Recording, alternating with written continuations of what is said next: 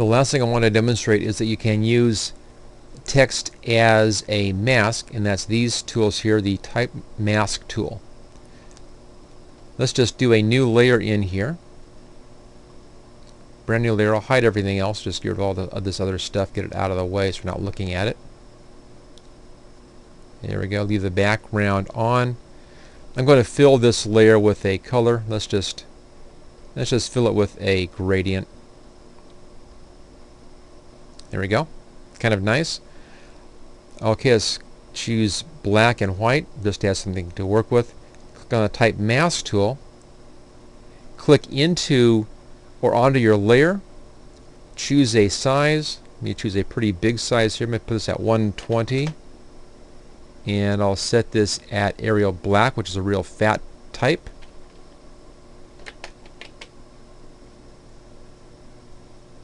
There we go. And make sure I type correctly today.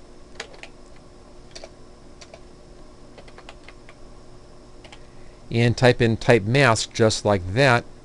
And what you get, as you can see here, is a selection in the shape of the text.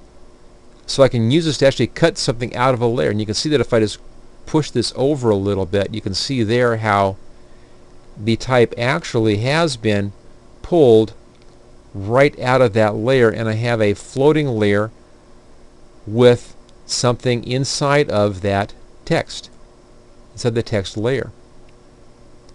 I'm going to make a new layer here. Layer, new layer, via cut. Just go like that. Let's hide that other background layer. So here's our new layer with that type text mask right here, or Type Mask tool. Actually cut the type out of that previous layer and dropped it into this layer. Just click in here onto the transparency. I'll hold down the Alt key and let's Shift key rather. There we go. Get the right keys. Click into these inside sections. I've now selected all the white area here. Let's just invert that. I now have my type selected again. So anything you want to do with this, you now can do with any of your standard tools. I can come in here, for instance, to my gradient tool, my paint bucket tool. Let's say I wanted to come in and actually use the paint bucket and fill this with something. I fill it with a pattern. Let's look at our little pattern selection right there, and I'll click into each one of these things and fill this text with a pattern just like that.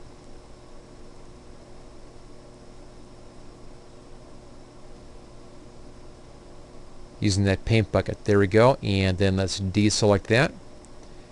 So I now have this pattern in here inside of this type. So you can do this kind of fun stuff by using the Type Mask tool. Now, one thing to be aware of on this, you can see it right here, is that when you're making a type mask, you're making a selection.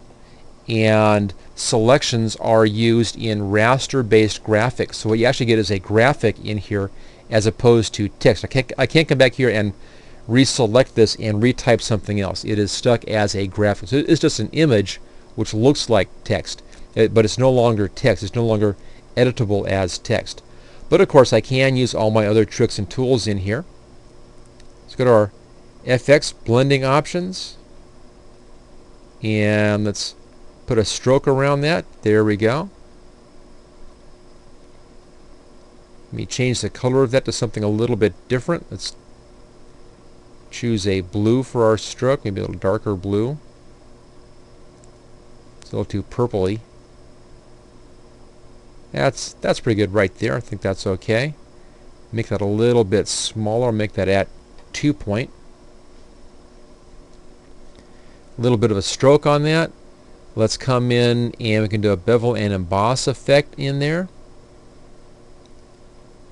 Let's make this a chisel hard effect and a little larger. There we go. Let's play at the depth a little bit, just like that. Let's do a pattern overlay possibly on this, or a gradient overlay. And I'll bring the opacity of the gradient overlay down a little bit, just kind of soften that out just a touch. There we go. And give that a drop shadow. Choose OK.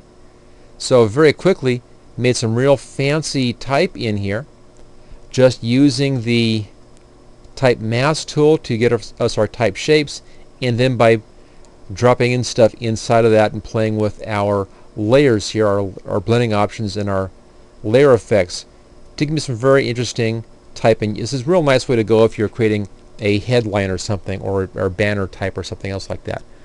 But that's what that's all about right here. Type mask tool is it actually gives you or makes for you a selection, just like using our selection tools up here, but the selection is created using text. Now on this kind of thing, you're really best off if you use fat type, because you can do more stuff inside of the shape. If you're using skinnier type, you can't do as much inside.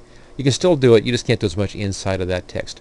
But there you go, that's the type. Now the other option here, vertical, just makes type vertically. It types it in vertically as opposed to typing it in horizontally. That's the only difference between those two. Thank you for watching my video. I hope you found it useful. If you like this video, click on the like button below to let others know. You can click the subscribe button so you don't miss any of my videos in the future. I'm frequently uploading new training videos. Don't forget to check out my website at howtogurus.com. You can share this video with your friends and coworkers. Just click on share and then click on the social media buttons. Feel free to comment on my videos. I try to answer all comments as quickly as I can. And finally, you can get all of my training videos on DVD at howtogurus.com. Thanks again for watching.